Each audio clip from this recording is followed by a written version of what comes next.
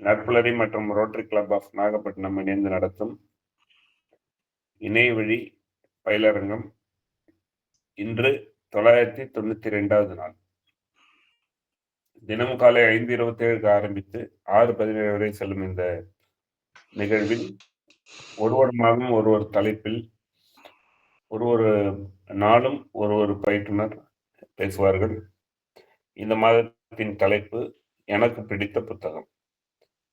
இன்றைய நாள் பயிற்றுனர் திரு விவேகானந்தன் அவர்கள், லீட் டிசைன் இன்ஜினியர். அவர் ப்ரொஃபஷனல் பொறியாளர். ஆனால் பார்த்தீங்கன்னா பல தளங்களுக்கு நெறியாளர். பல தளங்கள் நடக்கிற நிகழ்வில் நிறைய நிகழ்ச்சிகளில் கலந்து கொண்டுவார். வெரி சாஃப்ட் ஸ்போக்கன் அப்படின்னு சொல்லலாம். அது ஸ்பீக்கிங் மட்டும்தான் சாஃப்டாக இருக்கும். But thinking very hard. ரொம்ப நல்ல in-depth knowledge in all the areas. அவங்களோட ப்ரெசன்டேஷனே ஒரு டிஃப்ரெண்ட்டாக ரொம்ப மெதுவானதாக, அருமையான தீர்க்கமானதான விஷயமா இருக்கும். நிறைய தளங்களில் பயணிக்கும் இவர் நம்ம நற்புலர் தளத்திலும் தொடர்ந்து பயணித்து அவருடைய ப்ரெசன்டேஷனும் கொடுத்து, அதே சமயம் ஒரு நாளும் அவங்களோட ஃபீட்பேக்கும் வழங்கி பெருமை சேர்த்து வருகிறார். இன்று எனக்கு பிடித்த புத்தகம் என்ற தலைப்பில் அருமையான உரை நிகழ்த்த நம்மிடையே வந்துள்ள விவேகானந்தன் ஐயா அவர்களை அனைவரின் கடவுளியுடன் வரவேற்கிறோம். Thank you sir. அனைவருக்கும் உற்சாகமான காலை வணக்கம். இன்னைக்கு ஒரு சிறப்பான ஒரு நாள். இன்னைக்கு நற்புலரியில 992வது நாள்ல இணைந்திருக்க அனைத்து அன்பு உறவுகளுக்கும், குறிப்பாக நம்மளுடைய ஃபவுண்டர் குமரேசன் சார் அவர்களுக்கும், நெறியாளுமை செய்கிற நம்ம ரமேஷ் சார் அவர்களுக்கும், மற்றும் நம்மளுடைய தளத்தில் பயணித்து வரும் அனைத்து நண்பர்களுக்கும் நன்றி கலந்த வணக்கத்தை தெரிவித்துக் கொள்கிறேன். ஸ்க்ரீன் தெரியுதான்னு மட்டும் சொல்றீங்களா? ஸ்க்ரீன் தெரியுதா? யாரை கொஞ்சம் அன்மியூட் பண்ணி சொல்ல முடியுமா? தெரியுது ஐயா, தெரியுது. நன்றி. இது எப்பயுமே மாதத்தில் ஒரு தலைப்பு, 30 ஆளுமைகள் 31 ஆளுமைகள் சேர்ந்து அந்த தலைப்பை பற்றிய 360 டிகிரி கோணத்துல நம்ம பார்க்குறப்ப கண்டிப்பா அதை பத்தி ஒரு நல்ல ஒரு புரிதல் பார்வையாளர்களுக்கும் சரி, நமக்கும் சரி ரொம்ப நல்லா இருக்கும். அந்த விதத்துல இந்த மாதம் நம்ம எடுத்திருக்க தலைப்பு எனக்கு பிடித்த புத்தகம். எனக்கு இந்த இதுல ஒரு குமரேசன் சார்ட்ட சொல்றப்ப சொன்னேன், ஒரு புத்தகம் சொன்னா சொல்ல முடியாது, எனக்கு புத்தகங்கள் கொஞ்சம் நல்லா இருக்கும், ஏன்னா சைட்ல புக்குல நிறைய புக் வச்சிருக்கீங்களே அப்படின்னு சொன்னேன். அது உங்க விருப்பம் அப்படின்னு சொன்னாங்க. ஸோ அதனால எனக்கு பிடித்த புத்தகங்கள் நான் இதில் கொஞ்சம் எடுத்துக்கிறேன். நான் அப்படி நான் கடந்து வந்த சில புத்தகங்கள்ல எடுத்து அதுல எல்லா ஜேர்னல்லையும் படிச்சிருப்போம்ல. ஸோ அது ஓரளவு நம்ம வாழ்க்கையில மாற்றத்தை ஏற்படுத்திருக்கும்ல. அதுக்காக தான் அதை பத்தி தான் இன்னும் அடுத்த ஒரு ஒரு கொஞ்ச நேரத்துக்கு 1/2 மணி நேரத்துக்கு பேசணும் அப்படின்றதுக்காக எடுத்திருக்கேன். கண்டிப்பா ஃபர்ஸ்ட் எல்லாருக்கும் ரொம்ப எல்லாருக்கும் ரொம்ப பிடிச்ச புத்தகம், என் வாழ்க்கையில ரொம்ப ரொம்ப மாற்றத்தை ஏற்படுத்தின புத்தகம் அப்படின்னா முதல் திருக்குறள் மட்டும்தான். ஏன்னா நம்மளுடைய ஒரு சிறு குழந்தையா இருக்கத்துல இருந்து நம்ம இந்த திருக்குறள் நம்மளோட வந்துட்டு இருக்கு.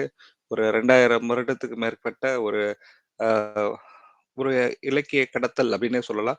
ஸோ இன்னைக்கு இருக்கிற ஒரு 3 வயசு ஒரு தமிழ் பேசக்கூடிய ஒரு பிள்ளைக்கு கூப்பிட்டு வச்சு, எப்பொருள் யார்வாய் கேட்பினும் அப்பொருள் மெய்ப்பொருள் காண்பது அறிவு அப்படின்னு நம்ம சொன்னோம்னா அதை புரிஞ்சிடும் அவங்களுக்கு. அப்ப அந்த அளவுக்கு இலக்கியம் கடத்திருக்கோம் நம்ம. அந்த விதத்துல வாழ்க்கையில எவ்வளவு சுகம் வந்தாலும் சரி, எவ்வளவு பிரச்சனை வந்தாலும் சரி, ஒரு 2-3 திருக்குறள் நம்ம வாழ்க்கையில அப்படியே சரி அப்படியே ஓடி தடி கொடுத்து ஓடிடுவோம் அப்படின்ற மாதிரி இருக்கும்ல. ஸோ அந்த மாதிரி நிறைய குறள்கள் இருக்கு. அதுல ரொம்ப ரொம்ப பிடிச்ச புத்தகம் அப்படின்னு கேட்டோம்னா திருக்குறள் தான் சொல்லுறேன். திருக்குறள்ல வாழ்க்கையில எந்த இடத்துல எந்த சந்தேகம் வந்தாலும் சரி போய் பார்க்கலாம் அப்படின்னா திருக்குறள்ல கண்டிப்பா ஒரு பதில் இருக்கும். அது அது அது அதனால எனக்கு ரொம்ப ரொம்ப பிடிச்ச புத்தகத்துல முதல் சொல்லணும்னா திருக்குறளா சொல்லணும். ஸோ எப்பயுமே வெள்ளத்தனை மலர் நீட்டம் மாந்தர்தம் உள்ளத்தனை உயர்வு. ஸோ இது ஒண்ணு. 2வது, எவ்வளவு பிரச்சனை வந்தாலும் சரி, எவ்வளவு சோகம் வந்தாலும் சரி, இப்போ ஒன்றும் ரிவ்யூவே நடக்குது, பெர்ஃபார்மன்ஸ் ரிவ்யூ நடக்குது, ரிவ்யூ ரிசல்ட் எப்படி வேணா வரலாம், என்ன வேணா பர்சன்டேஜ் வரலாம். ஆனாலுமே கூட ஒரு விஷயம் நினைக்கும்ல, சரி நீ நடக்கலன்னா எனக்கு நடந்துரும் அப்படின்னு ஒண்ணு தோணுதுல்ல. ஸோ அந்த மாரி இருக்கிறதுல தான் வந்து தெய்வத்தானாகதனும் முயற்சிதன் மெய்வருத்த குளித்திடும். ஸோ அந்த ஃபர்ஸ்ட் வெள்ளத்தனை மலரிட்ட மாந்தரதம் முள்ளத்தனை உயருன்றப்ப நம்ம எண்ணங்கள் எந்த அளவுக்கு பெருசா இருக்கோ அந்த அளவுக்கு தாமரைப்பூவோட ஹைட் மாரி ஆட்டோமேட்டிக்கா அந்த தண்ணிக்கு ஏத்த மாரி அந்த ஹைட் மாறும்ல. அது மாரி மனசும் மாறணும் அப்படின்றதுக்காக இந்த 2 குறள்கள் ரொம்ப நல்லா இருக்கும். 3வது வந்து காமத்து பல்லருக்கு முதல் குறள் love at first sight. So எப்பயுமே வந்து ஆக்சுவலா வந்து நம்ம திருக்குறள் படிச்சா டைவர்ஸே ஆகாதுன்னு சொல்லுவாங்கல்ல. ஸோ அதுல முதல் குறள் வந்து இது "அணங்குகொள் ஆமையல்" அப்படின்னு சொல்லிட்டு இந்த குறள். ஸோ லவ் அட் ஃபர்ஸ்ட் சைட்ன்றதுக்கு 2000 வருஷத்துக்கு முன்னாடி சொன்னதுன்றது. ஸோ இந்த மாரி அ எனக்கு பிடிச்ச முதல் புத்தகம் அப்படின்னா வந்து திருக்குறள் தான். அது சிறு குழந்தையிலேருந்து இன்னைக்கு வரைக்கும் இன்னும் கடைசி வரைக்கும் இருக்கும். உலகத்துல எந்த ஒரு மனிதனா பிறந்தாலுமே கூட அவனுக்கு இது பொருந்துற மாரி இருக்கனால இது உலக பொதுமறைன்னு சொல்லியிருக்காங்க. ஒரு 43 மொழிகளுக்கு மேல வந்து இதுல மொழிபெயர்த்திருக்காங்க.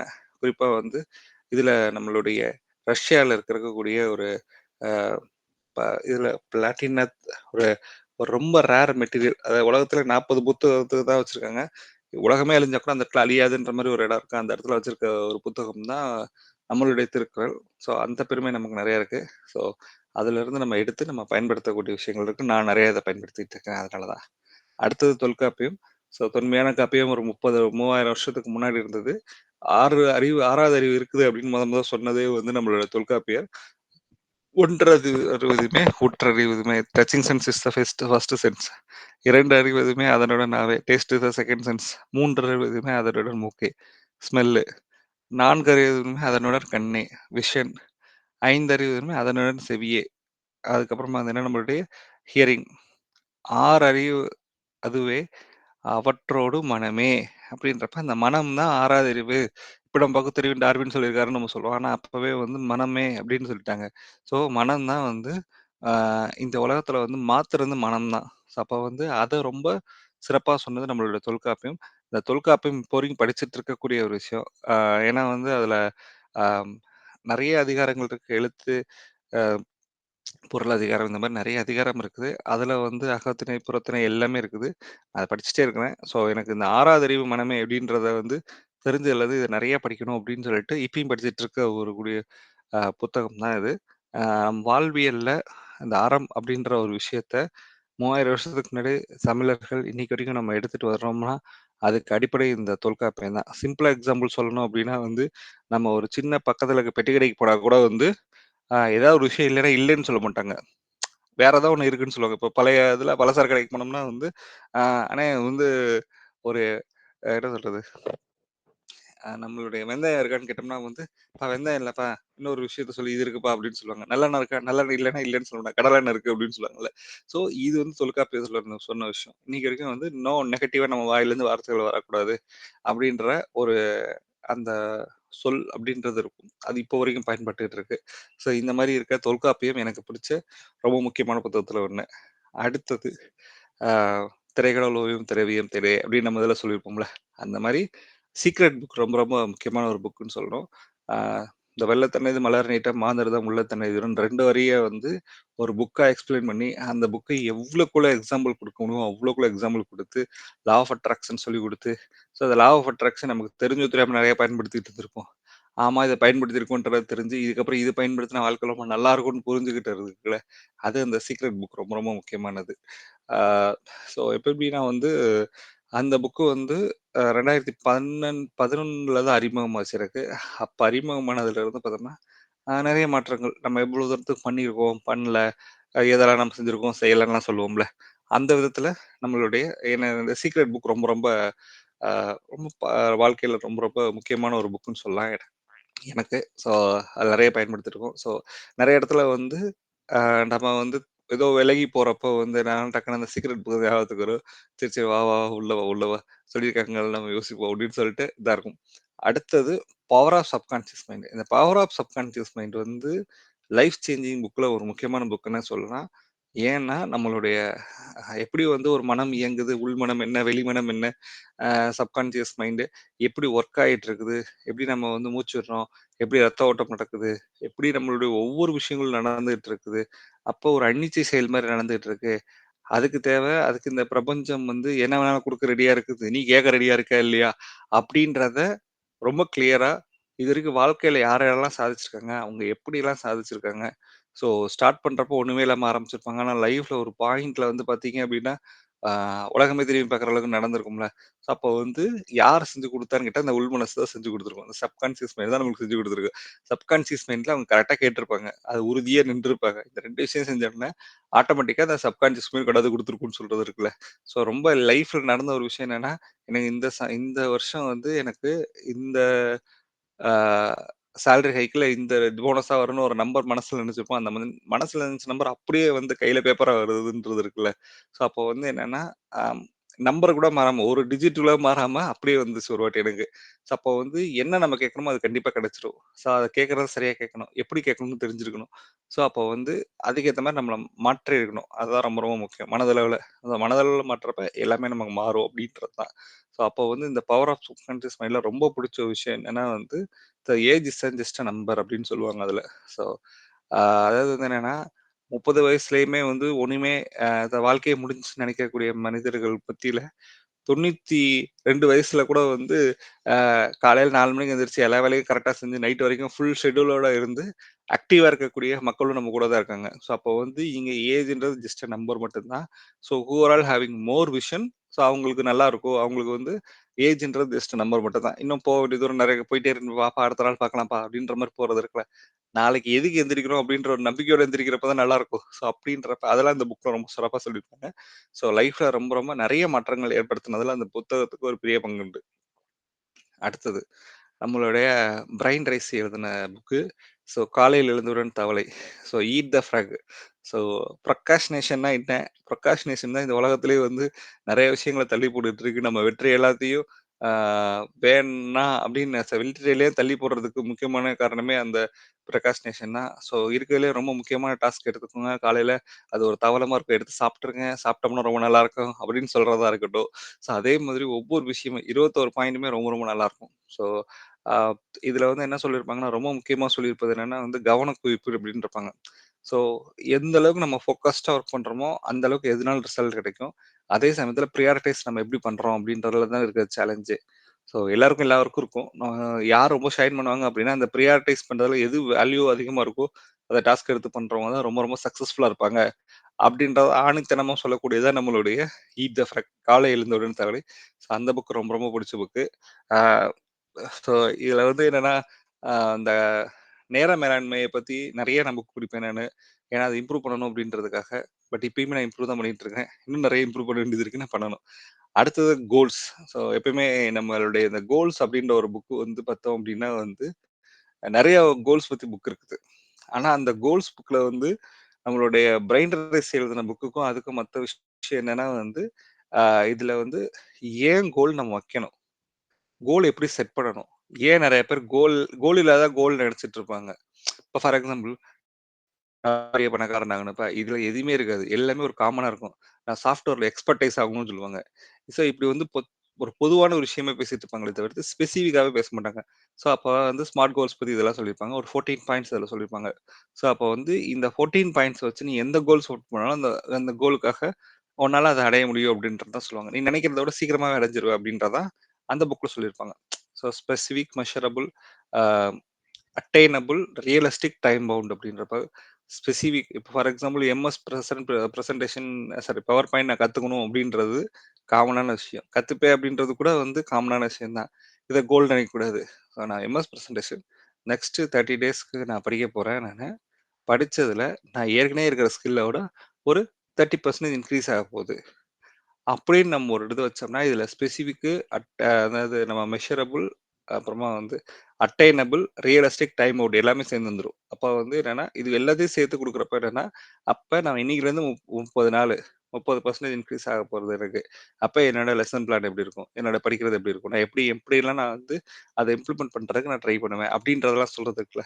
ஸோ அதுதான் வந்து அந்த கோல் புக்ல வந்து ஒரு 14 பாயிண்ட்ஸ் சொல்லி, அந்த 14 பாயிண்ட்ஸ் நம்ம என்ன கோல் எடுத்தாலும் ஒரு டிசைர் இருக்கணும்ல. அந்த டிசைர் இல்லாம பண்றதுல யூஸே கிடையாது. ஸோ எனக்கு இது வேணும்னா, ஏன் வேணும்னு கேட்கணும் தெரியணும்ல. ஸோ அப்போ வந்து இந்த 5 ஒய்வ்ஸ் அண்ட் 1 ஹஸ்பண்ட்ன்னு சொல்லுவாங்கல்ல. அதெல்லாமே இதில குடுத்து நம்ம ஸ்பெசிஃபிக் நம்ம குடுப்பாங்க. ஸோ இந்த மாரி இதில நெறைய டிப்ஸ் அண்ட் ட்ரிக்ஸ் குடுத்துருப்பாங்க. அது ரொம்ப ரொம்ப பிடிச்ச புக்கு. அது லைஃப்ல இம்ப்ளிமெண்ட் பண்ணிட்டு இருக்க புக்கு. ரொம்ப நல்லாயிருக்கும் அது. அடுத்தது வந்து என்னன்னா, அறம் அப்படின்றதுல வந்து நம்மளுடைய ஜெயகாந்தனோட பங்கு ரொம்ப அதிகமா இருக்கும். திடீர்னு மொத ஜெயகாந்தன் புக்க படிச்சதுல வந்து என்னன்னா, ஆ அக்னி பிரவேசம் தான் மொத படிச்சது. அக்னி பிரவேசம் படிக்கிறப்ப பார்த்தோம் அப்படின்னா வந்து, என்னடா வித்தியாசமா எழுதியிருக்காரு. ஆனா இந்த அக்னி பிரவேசம் வர்றப்ப வந்து, ஆனந்த விகடனோட சுவர்கள் கூட அதிர்ந்தது அப்படின்னு சொல்லுவாங்க, அந்த முடிவ பார்த்து. அப்படின்றப்ப அது மொத படிக்கிறப்ப சரி ஒரு சின்ன கதை படிச்சுட்டோம் அப்படின்றப்ப தான் ஜேகே யாருன்னு படிச்சு எல்லாமே தெரிஞ்சதுக்கப்புறம் வந்து, ரொம்ப அதுல ரொம்ப சிலாகிச்சு பார்த்ததுல வந்து ஒரு புக்கு வந்து என்னன்னா, "ஒரு மனிதன் ஒரு வீடு ஒரு உலகம்னு" சொல்லிட்டு. இந்த புக்ல வந்து ஒரு ஹென்ரின்னு ஒரு கேரக்டர் இருக்கும். அந்த ஹென்றி கேரக்டர படிச்சுட்டோம்னு வச்சுக்கங்களேன், நாம அவ்ளோ ஒரு ஐடியல் கேரக்டர். அவ்ளோ ஒரு என்ன சொல்றது? குட் சோல் அப்படின்னு சொல்லலாம். அவ்ளோ சிறப்பான ஒரு கேரக்டர். அந்த ஹென்றி கேரக்டர் வந்து பார்த்தோம்னா, ஒவ்வொரு இடத்துலயுமே வந்து குழந்தை அப்படின்னு சொல்றதா, இல்லாட்டினா எதா இருக்கணும். அதுல வரக்கூடிய எல்லாருமே ரொம்ப சிறப்பாகும். ஆ அதுல வந்து என்னன்னா, ஒரு அ எல்லாருமே அதுல கேரக்டர்ஸ் எல்லாருமே வந்து மனிதர்கள்ல பலவிதம் இருப்பாங்க. ஆனா, அந்த மனிதர்களுக்கு ஆழமா இருக்கக்கூடிய அந்த அறத்துல வந்து எல்லாரும் ஒரே இருப்பாங்க. அதான் ரொம்ப ரொம்ப சிறப்பா இருக்கும். ஸோ அந்த புக்கு வந்து ஒரு 250 பக்கத்துக்கிட்ட. இதெல்லாம் வந்து உட்காந்து படிக்கிறப்ப வந்து அவ்ளோ அவ்ளோ மனசு ரொம்ப லேசானதுக்கு ரொம்ப ஒரு மாரி இருந்துச்சுன்னா லேஸ் ஆகணும்ல. அதுக்காக படிச்ச புக்கு. இன்னொன்னு வந்து "உன்னை போல் ஒருவன்" இது படமாவே வந்திருக்கும். அ அந்த படம் வந்து பார்த்தீங்க அப்டின்னா, அம் அதுல வந்து ஒவ்வொருத்தவங்களுக்கும் ஒரு ஜேகேய பொறுத்தளவுக்கு எப்படின்னா வந்து, ஹி இஸ் அ என்ன சொல்றது? அவர் வந்து ஒரு அவர் தான் வந்து அதுல வந்து எல்லா கேரக்டருக்காகவும் நின்றுப்பார். இப்ப அதுல என்னன்னா, ஜேகே புக் நெறைய பேருக்கு ஜேகே படிச்சிருப்பீங்க.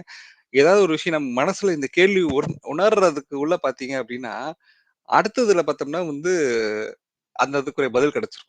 இப்ப நம்ம இந்த எப்படி இத சொல்லலாம் அப்படின்னு யோசிச்சுட்டு இருக்க சமயத்துல டக்குன்னு பார்த்தோம்னா, அடுத்த 4வது லைன்ல அதுக்கு பதில் கிடைச்சிரும். ஓ! இததான் நம்ம யோசிக்கிறோம். அதான் சொல்றாங்களா? அப்படின்னு இருக்கும். ஸோ உன்னை போல ஒருத்தன் என் தங்கச்சி கிடைச்சிருந்தா அவ நல்லா இருப்பா அப்படின்னு சொல்லிட்டு, அ அந்த இது இருந்திருக்கும். இந்த இப்பயுமே YouTubeல இந்த இது இருக்குது. இந்த கதை அவ்ளோ சூப்பரான கதை. நல்லாருக்கும். படிக்கலாம். அதெல்லாம் வந்து ரொம்ப மனசு லேசாக்குனதுல ஒரு முக்கியமான பங்கு வகிச்சது. ரொம்ப பிடிச்சது. ஸோ அடுத்தது வந்து என்னன்னா, அ சுவாமி விவேகானந்தர். ஸோ ஃபர்ஸ்ட்டு எனக்கு ஏன்டா இந்த பேர வச்சிருக்காங்க அப்படின்னு தெரிஞ்சுக்கிறதுக்காக படிச்சது தான். ஸோ உன் மேல வச்சிருக்க நம்பிக்கை தான் உனக்கு உலகத்திலே பெருசா இருக்கும். ஸோ உன் மேல நம்பிக்கை வைக்கிறது தான் இந்த புதிய மதத்தோட ஒரு முக்கியமான விஷயம் அப்படின்ற மாரி சொல்லியிருப்பாங்க. அதே மாரி வந்து எத் அ இதுல வந்து நெறைய வந்து அ இப்ப நம்ம power of subconscious mind, Thirukkural இந்த இதெல்லாம் சொல்ற மாரி, அ தன்னை அறிதல் அப்படின்றதுல தான் ரொம்ப ஒற்றை புள்ளியில வந்து விவேகானந்தரோட எல்லா கோட்ஸும் இருக்கும். அவரோட நெறைய புக்ஸ் நான் படிச்சிருக்கேன். அதுல சொல்லக்கூடிய திருப்பி திருப்பி சொல்லக்கூடிய விஷயங்கள் அதுதான். ஸோ அப்போ வந்து அ அதுல ஒரு லைன் வரும் என்னன்னா, 30 முக்கோடி தேவர்களும் இன்னும் சில மதத்திலிருந்து வந்தவங்களும் ஆசீர்வதிக்கப்பட்டும், உன் மேல உனக்கு ஆசீர்வாதம் இல்லைன்னா எதுவுமே நடக்காது அப்படின்ற மாரி சொல்லியிருப்பாங்க. ஸோ எனக்கு அதனால வந்து இந்த பேர் ஏன் வச்சிருக்காங்கன்னு தெரிஞ்சுக்கணுன்றதுக்காக அவரோட புக்ஸ் நெறைய படிச்சிருக்கிறேன்னு. ஸோ அவரோட புக்ஸ் வந்து பார்த்தா ரொம்ப மோட்டிவேட்டிங்கா இருக்கும். ஸோ அ அதாவது அவர் ஆரம்பிச்ச இடம் ஒண்ணு. சிக்காகோ எப்படி போனாங்க? நம்மளுடைய அ ராம்நாட்ல இருக்கிற அந்த மன்னர் தான் வந்து மொத அவர அனுப்பிச்சு வச்சது. அ அதே மாரி அந்த சிக்காகோ ஸ்பீச்சா இருக்கட்டும், எல்லாமே ரொம்ப சிறப்பா இருக்கும். ஸோ ஒரு 4 வருஷத்துக்கு கன்டினியூஸா புக் ஆயி, எல்லாமே ஃபுல்லா பேசிட்டு 4 வருஷம் கழிச்சு தமிழ்நாட்டுக்கு தான் வந்தாரு. அது மாரி நம்மளுடைய சென்ட்ரல் ரயில்வே ஸ்டேஷன்ல ஒரு கூட்டம் இதுவரைக்கும் அவ்ளோ பெரிய கூட்டம் யாருக்குமே வந்ததே கிடையாது. ட்ரெயின் மேல ஏறி நின்னு பேசியிருப்பாரு. ரொம்ப நல்லாருக்கும். அடுத்தது தந்தை பெரியார். ஸோ நம்ம தந்தை பெரியார பொறுத்தவரை பெண்ணியன் அடிமையானல் புக் தான் ஃபர்ஸ்ட்டு படிச்சது. ஸோ எப்பயுமே அ பெண்கள் எந்த அளவுக்கு வந்து அடிமையா இருந்தாங்க, அந்த அடிமைத்தனத்த விட்டு எப்படி வெளிய கொண்டு வரணும் அப்படின்றதுக்காக படிச்ச புத்தகம் தான். அதுல ரொம்ப ஷாக்கிங் ஃபிகர்ஸ்லாம் இருக்கும். 1991 படி பார்த்தா இந்தியால இருக்கிற விதவைகளோட எண்ணிக்கை பார்த்தோம்னா, ஆ கிட்டத்தட்ட ப பத் ப 21,00,000 கிட்டன்னு சொல்லியிருப்பாங்க. 1 வயசு கம்மியா இருக்க விதவைகள், 2 வயசு கம்மியா இருக்க விதவைகள் இப்படின்னு சொல்லிட்டு, மொத்தம் 30 வயசுக்குள்ள விதவைகள் மட்டுமே கிட்டத்தட்ட சாரி 25 லட்சத்துக்கு மேல இருப்பாங்க அப்படின்ற மாரி போட்டிருக்கும். ரொம்ப ஷாக்கிங்கான ஃபிகர். ஸோ வந்து இந்த புக் வந்து ரொம்ப பிடிக்கும். ஸோ இந்த இடத்துல தான் வந்து பெண் உரிமை என்ன? அப்புறமா பெண் சுதந்திரம், பெண் கல்வி எவ்வளோ முக்கியம்? ஸோ பெண்களுக்கு சொத்துரிமைலாம் ஏன் வேணும்? அப்படின்றதெல்லாம் இந்த புக்ல ரொம்ப சிறப்பா குடுத்துருக்கும். ஸோ அதனால தான் வந்து நான் இந்த புக் எனக்கு ரொம்ப பிடிச்ச புக்ல ஒரு புக்கு. ஆ ஸோ ஏன் வந்து எல்லாரையுமே வந்து தலைவரா பார்த்தாங்க. ஆனா பெரியார மட்டும் தந்தைன்னு பார்த்தாங்க அப்படின்னா, அதனால தான் வந்து தமிழர்கள் யாருக்கும் சிம்பிளா யாருக்குமே தந்தைன்னு சொல்லிட மாட்டாங்க. ஸோ எல்லாருக்குமே அவர் தந்தையா இருந்தனால தான் வந்து அவர தந்தை பெரியார்ன்னு சொல்றதுனால, அவரோட புக் என்ன இருக்குன்றத படிக்கலான்னு படிச்சது தான் ரொம்ப சிறப்பான புக். எனக்கு ரொம்ப பிடிச்ச புக் அது. அடுத்தது அறம் பார்த்துட்டு பொருள் பண்ணணும்ல.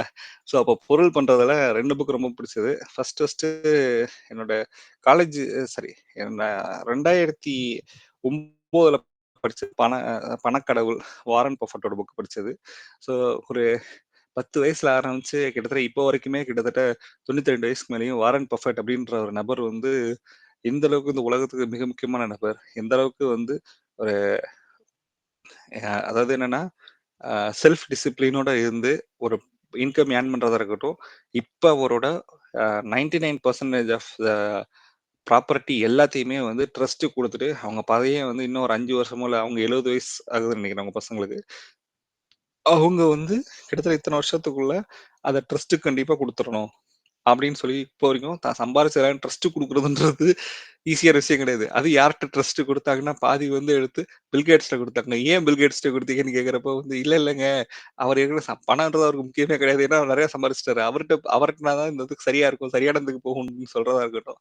அவரோட ஓன் ட்ரஸ்ட்ல குடுக்குறதா இருக்கட்டும். ஸோ ஷேர் மார்க்கெட்னா என்ன? ஷேர் மார்க்கெட்ல எப்படி அவர் இன்வெஸ்ட் பண்ணாரு? நெறைய ட்ரிக்ஸ் அண்ட் டிப்ஸ் அவ்ளோ இருக்கும் அதுல. ஸோ எப்படி ஒரு சாதாரண ஒரு மனிதன் உலக பணக்காரனா மாறுனா அப்படின்றதுல எல்லா அதுல தரவுகள் இருக்கும். இது வந்து அப்ப படிச்சது. ஸோ அப்ப படிச்சதுல இருந்து தான் ரொம்ப ரொம்ப ஒரு ஆர்வமா இருந்தது. ஸோ எப்படி இது பண்ணாங்க? இப்படி வந்திருக்காங்க அப்படின்ற மாரி. அதுக்கடுத்து ரைட் சைடுல இருக்கிறது ரிச்செஸ்ட் மேன் இன் பாபிலோன். ஆக்சுவலா இந்த புக் சஜஷன் எனக்கு யார் குடுத்தாருன்னா, நம்ம குமரேசன் சார் தான் ஒரு வாட்டி அவர் வந்து இந்த பணக்கடவுள் ஒரு ரிவ்யூ எடுத்தார் ஒரு இடத்துல. யோசில எடுத்தாருன்னு நினைக்கிறேன். அப்ப வந்து 2 புக் ரொம்ப முக்கியங்க. இன்னொன்னு வந்து ரிச்செஸ்ட் மேன் இன் பாபிலோன் முடிக்கும் அப்படின்னு சொல்லிட்டு சொன்னாரு. அப்புறம் பைப்லைன் இன் பணம்னு ஒரு புக். அந்த புக்கெல்லாம் படிச்சிருக்கு. ஸோ அதுல இந்த 2 புக் ரொம்ப ரொம்ப முக்கியம். அந்த ரிச்செஸ்ட் மேன் இன் பாபிலோன்ல வந்து ஒரு பணம் எப்படி வருது? அந்த பணத்த எப்படி உருவாக்குறது? அதுல வந்து ஒரு மிகப்பெரிய பணக்காரரோட ஃப்ரெண்ட்ஸ் 2 பேரும் தான் பேசுற மாரி ஒரு கதைகளா தான் வந்திருக்கும்.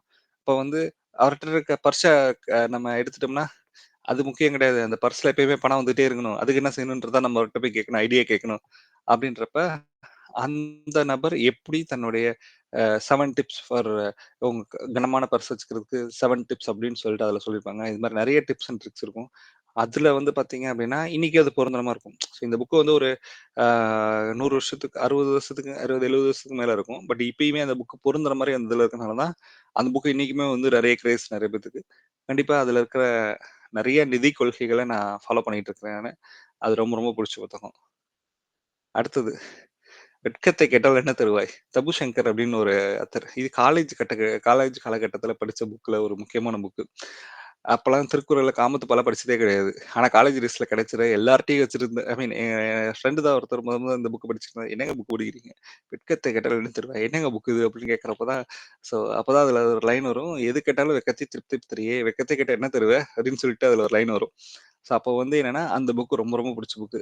அ அதுல வந்து பார்த்தோம்னா வந்து இந்த பதின் பருவத்துல இருக்கிற நெறைய அ இது நான் சொல்றதெல்லாம் 2006, 2005, 2006 அந்த காலகட்டத்துல. அப்ப அவரோட எல்லா புக்கும் அவ்ளோ சூப்பரா இருக்கும். அத படிக்க, படிக்க, படிக்க, படிக்க, படிக்க படிச்சுட்டே இருக்கலாம் போல இருக்கும். அது வந்து ரொம்ப நல்ல ஒரு புத்தகம். ஸோ "வெட்கத்தை கேட்டால் என்ன தருவாய்?" அப்புறமா அதிலேயே வந்து "நீ விளக்கேற்றினாய், விளக்கு உன்முகத்தை ஏற்றியது" அப்படின்ற வரலாறு குறிச்சு. அப்போ அந்த புக்கு ரொம்ப புடிச்ச புத்தகத்துல ஒரு புக்கு. அடுத்தது வந்து என்னன்னா, அ மலாலா. அந்த யூசுப் மலாலா. இந் அதாவது இந்த பெண் வந்து சாரி இந்த குழ குழந்தையா இருக்கிற சமயத்துல வந்து, அ அவங்க வந்து நெறைய இன்னல்கள் சந்திச்சிருக்காங்க. அந்த பாகிஸ்தான், ஆப்கானிஸ்தான் பார்டர்ல தான் அவங்களுடைய பிறப்பு இருந்தது. அ அதாவது ஒரு காலகட்டத்தில வந்து பார்த்தோம்னா, அவங்க நெறைய கையெழுத்து இயக்கம் நடத்துனாங்க. நெறைய ரேடியோல பேசினாங்க. ரேடியோல அவங்க அப்பா வந்து ஆக்சுவலா ஒரு டீச்சர். அவரு தான் பொண்ண படிக்க வைக்கணும் அப்படின்னு நெனச்சு ரொம்ப மெனக்கெட்டுட்டு இருந்தாங்க. ஆனா, அங்க இருக்கிற அவங்களுடைய அம் அவங்களுடைய புராணம் எல்லாமே என்ன சொல்லும்னா வந்து, "ஏன் பொம்பள புள்ள படிக்க வைக்கிற?" அப்படின்னு கேட்கிறப்ப வந்து, இவங்க கேட்குறாங்க கிட்டத்தட்ட வந்து அதாவது திருக்குறான்ல எங்கேயாவது பொம்பள புள்ள படிக்கக்கூடாதுன்னு சொல்லியிருக்கா சொல்லு. அப்படின்னு ஒரு கேள்வி கேட்டேன்னா, வந்தவங்களுக்கெல்லாம் ரொம்ப பயந்துட்டாங்க. தீவிரவாத கும்பல் ஒரு பஸ்ல ஏறி நெத்தியில துப்பாக்கி வச்சு, "நீ படிக்க போக்கூடாதுன்றப்ப, நான் அப்படித்தான் படிப்பேன்." அப்படின்னு சொல்றப்ப வந்து, "நான் நெத்தியில துப்பாக்கி வச்சுட்டு சுட்டா நீ செத்துருவ." அப்படின்னா போது, "செத்தா கூட பரவால்ல நான் படிக்கிறேன். நான் படிக்கணும்." அப்படின்றப்ப, நெத்தியில குண்டு பாஞ்சு, தலையில குண்டு பாஞ்சு, அவங்களுக்கு வந்து நெறைய ட்ரீட்மெண்ட் குடுத்து, அதுக்கடுத்து கையெழுத்து இயக்கத்தினால ஒரு 11,000 பெண் குழந்தைகள் திருப்பி ஸ்கூலுக்கு போனாங்க. அப்படி ஒரு இயக்கத்த நடத்த முடிஞ்சுச்சு. தொடர்ந்து எழுத முடிஞ்சுச்சு அப்படின்றனால அவங்களுக்கு வந்து 2014 அமைதிக்கான நோபல் பிரைஸ் குடுத்தாங்க. அங்க இருக்கிற எல்லாரும் நெறைய இதுக்கான விமர்சனங்கள் வச்சாங்க. ஒரு பிள்ளை வந்து தலையில வந்து குண்டு வாங்கிருச்சு அப்படின்றதுக்காக நீங்க நோபல் பிரைஸ் குடுப்பீங்களா?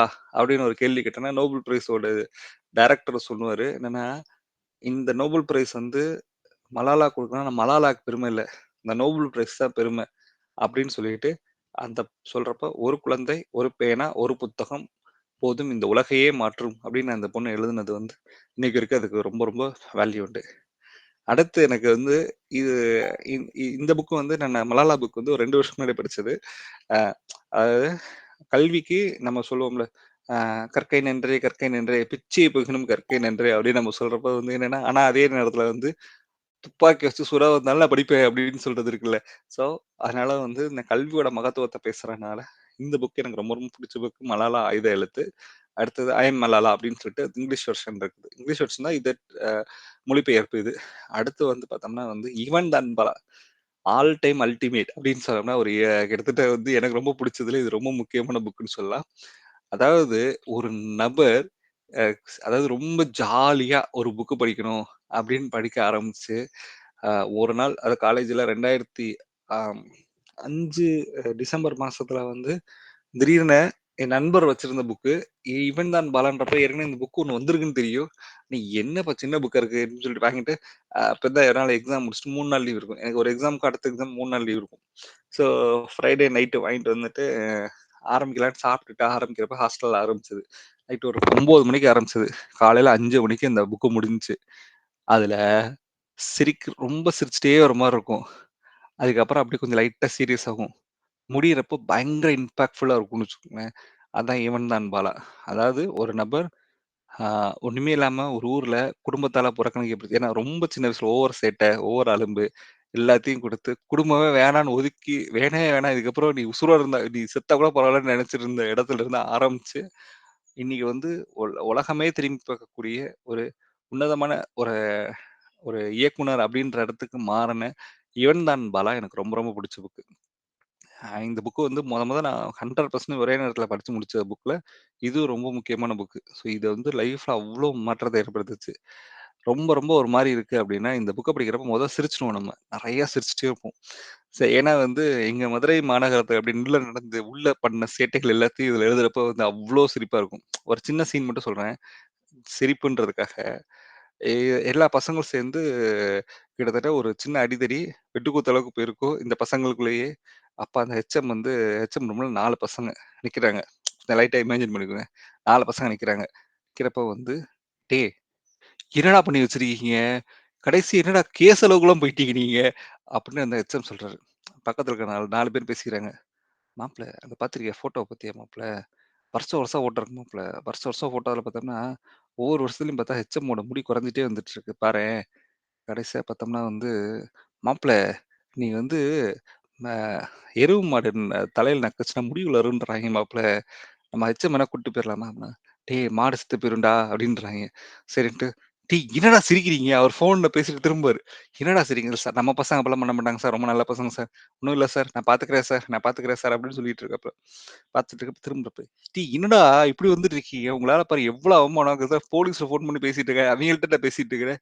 என்னதான்டா பண்ணியிருக்கீங்க? என்னடா இவ்ளோ பெரிய ஆளாயிட்டீங்கடா நீங்க?" அப்படின்னு திட்டுறப்போ வந்து சைலன்ட்டா இருந்திருக்காய்ங்க. சரின்ட்டு, "இந்த பாரு இதுக்கப்புறம் நீ ஸ்கூல் பக்கம் வரக்கூடாது. உனக்கு வந்து நான் வந்து பரீட்சைய மட்டும் எழுதிட்டு போயிரு. நான் வேற எதுவும் சொல்லல. பரீட்சை மட்டும் எழுதிட்டு போயிரு. இதுக்கப்புறம் இந்த ஸ்கூல் பக்கம் வந்துராத." அப்படின்றப்ப, "சார் நான் இந்த வருஷம் ஸ்டேட் ஃபர்ஸ்ட் எடுக்கலாம்னு நெனைக்கிறேன் சார்." "அடி செருப்பால நாயே! நீ வந்து ஸ்டேட் ஃபர்ஸ்ட் எடுக்கிற அளவுக்கு நீ இந்த அளவுக்கு வேலைய பார்த்து ஸ்டேட் ஃபர்ஸ்ட் எடுப்பேன்றியா? இந்த பாரு இந்த சைடு யூனிஃபார்ம் போட்டு எங்கிட்டும் வெளிய தெரியக்கூடாது. ஒழுங்கா வீட்டுக்குள்ளயே இருந்து படிச்சுட்டு ஒழுங்கா பாஸ் பண்ணிட்டு போற வழிய பாருன்றப்போ வந்து, ஆ சார் ஸ்காலர்ஷிப்லாம் இருக்கு சார். டேய் உனக்கு அட்டெண்டன்ஸ் போட்டுறேன்டா. கரெக்ட்டா நீ இப்ப போற. 2 மாசம் கழிச்சு நீ ஹால் டிக்கெட் வாங்க வர்ற. பரீட்சைய மட்டும் எழுதுற போற. அது உனக்கு எல்லா நாளும் அட்டெண்டன்ஸ் இருக்கும். ஆனா வெளிய எதிரி ஏதாவது பஞ்சாயத்து கிஞ்சாயத்து கூட்டிட்டு வந்துன்னு வச்சுக்கோ அவ்வளோதான்." அப்படின்ற மாரி ஒரு சீன் இருக்கும்னு வச்சுக்கோங்களேன். இது நடுவுல இருக்கிற 10 பருவத்துல அந்த பசங்க பண்ண பாலாவோட ஃப்ரெண்ட்ஸ் பாலாவோட சேர்ந்து பண்ணது. அதே இது ஒரு காலகட்டத்துல வந்து என்னன்னா, "மாப்பிள வீட்ல இருந்து எல்லாம் நம்மள புறக்கணிச்சுட்டாய்ங்க. வீட்ல செத்தா கூட பரவால்ல நீ வந்துராத. எங்கள்ட்ட எதுவும் சொல்லி விடாதன்னு" சொல்லிட்டாய்ங்க. இதுக்கப்புறம் நான் லைஃப்ல ஏதாவது ஒண்ணு செய்ய போறேன். இந்த உலகமே திரும்பி பார்க்குற மாரி இருக்க போறேன் அப்படின்னு சொல்லிட்டு, மொத சென்னைக்கு வர்றப்போ வந்து பார்த்தோம் அப்படின்னா வந்து, நம்மளுடைய இப்ப இருக்கிற நம்ம இந்த இவர் இருக்கார்ல, ஆ கபிலர்ன்னு சொல்லிட்டு ஒரு ரைட்டர், அது பாடலாசிரியர் இருப்பார்ல, அவரோட அறிமுகம் கிடைச்சு, அதுக்கப்புறம் பாலுமகேந்திரா டீமுக்குள்ள வந்து ஆ மொத 10 வருஷம் அவ்ளோ ஒரு ஒர்க்கு. பாலுமகேந்திராவோட என்ன சொல்றது? நெறைய உதவி இயக்குனருக்கும், வீட்டிலேயே உதவி இயக்குனருக்கு ஒரு தனியா ஒரு ஆஃபீஸ் குடுத்து, அந்த பார்த்துக்கிட்டதா இருக்கட்டும். அதுக்கப்புறம் வந்து ஒரு தனியா ஒரு படம் இருக்கிறப்ப, சேதுன்னு ஒரு படம் வரப்போ வந்து பார்த்தோம் அப்டின்னா வந்து, அந்த சேது படத்தெல்லாம் பார்த்தோம்னா, வேர்ல்டே வந்து கொண் ஐ மீன் அந்த படம் வர்றப்போ வந்து அவ்ளோ பெரிய ஹிட் கிடையாது. ஆனா அது போக, போக, போக, போக அவ்ளோ ஹிட்டா இருக்கும். நான் கடவுள் படம்லாம் இப்படி ஒரு படம் எப்படி எடுத்தோம் அப்படின்னே தெரியாதுன்ற அளவுக்கு அவ்ளோ சிறப்பா எடுத்திருப்பாப்ல. அ அதாவது அவரோட எண்ணம் என்னன்னா, நான் வந்து இந்த உலகமே என்னை திரும்பி பார்க்கணும். கண்டிப்பா என்னோட ஃபர்ஸ்ட் படம் நேஷனல் அவார்டு தான் இருக்கணும் அப்படின்னு சொல்லிட்டு, முதல் படத்துக்கு 3 நேஷனல் அவார்டு. அதெல்லாம் கிட்டத்தட்ட மொத்தமே ஒரு ஒரு 25, 30 வருஷத்துல வந்து பார்த்தோம்னா, எடுத்த படங்கள் பார்த்தோம்னா 10 கம்மி தான். 8 படம் தான் எடுத்திருப்பாப்ல. 8 படத்துல 6 படத்துக்கு மேல நேஷனல் அவார்ட் வாங்கியிருப்பாங்க. ஸோ அப்போ வந்து என்னன்னா, ஒரு விஷயத்த ஒரு நபர் எதுவுமே இல்லாம எல்லாராலும் புறக்கணிச்சா கூட, இன்னைக்கு உலகமே திரும்பி பார்க்க அளவுக்கு மாற முடியும் அப்படின்றதுக்கு எடுத்துக்காட்டு தான் நம்ம பாலா. ஸோ அவரோட புக் எனக்கு ரொம்ப ரொம்ப பிடிச்ச புக்கு. அ நெறைய வாட்டி அந்த புக்க படிச்சிருக்கேன் நானு. ஸோ ரொம்ப சிறப்பானது. அ ஸோ இவ்வளோ நேரம் பொறுமையா கேட்ட அனைத்து நண்பர்களுக்கும் நன்றியை தெரிவித்துக் கொள்கிறேன். நன்றி, வணக்கம். ஒரு புத்தகம் வந்து பார்த்தோம்னா, அ நம்மளுடைய ப தமிழ்நாட்டுல இருக்கிற எல்லா முதல்வர்கள்ல 95% மேல நெறைய புக் படிச்சவங்க. அவங்க ஸ்கூல் போறாங்களோ இல்லையோ, புக்குனால தான் இன்னும் நிறைய படிச்சிருப்பாங்க. உலகத் தலைவர்கள் எல்லாருமே புக்கு தான் வந்து அவங்கள பெரிய மாற்றத்த குடுத்துருக்கும். அந்த விதத்துல வந்து பார்த்தோம் அப்டின்னா வந்து, தூக்கு மேடைக்கு போற வரைக்கும் வந்து பகத்சிங் படிச்சுட்டே இருப்பாரு. தூக்கு மேடை முத்தம் பெற்ற வரைக்கும் வந்து உமர் முக்தார் படிச்சுட்டே இருந்திருப்பாரு. 56,000 புக்கு நம்மளுடைய நம்ம அம்பேத்கர் படிச்சிருப்பாரு. படுக்கிற இடத்துல கூட படிக்கணும் அப்படின்னு சொல்லியிருப்பாரு. அதே மாரி வந்து பேரறிஞர் அண்ணா தன்னோட ஆப்பரேஷனுக்காக ஒரு 2 நாள் தள்ளி வச்சு, அவர் இந்த ஒரு புக்க முடிச்சிடுறேன் அப்படின்னு சொல்லியிருப்பாரு. இப்படி நம்ம கூட இருக்க எல்லாருமே வந்து அ இந்த சக்சஸ்ஃபுல் பெர்சன் எல்லாருமே கண்டிப்பா புக் படிச்சிருப்பாங்க. புக் படிச்ச எல்லாரும் சக்சஸ்ஃபுல் பெர்சன் சொல்ல முடியாது. ஆனா சக்சஸ்ஃபுல் பெர்சன் எல்லாருமே கண்டிப்பா அவங்க புக் படிச்சிருப்பாங்க. ஸோ எல்லாரும் நமக்கு புடிச்ச புத்தகங்கள படிப்போம், பகிர்வோம். இந்த மாரி வாய்ப்பளித்த அனைத்து நல்வளங்களுக்கும் நன்றியை தெரிவித்துக்கிறேன். நன்றி, வணக்கம். நன்றி சார்.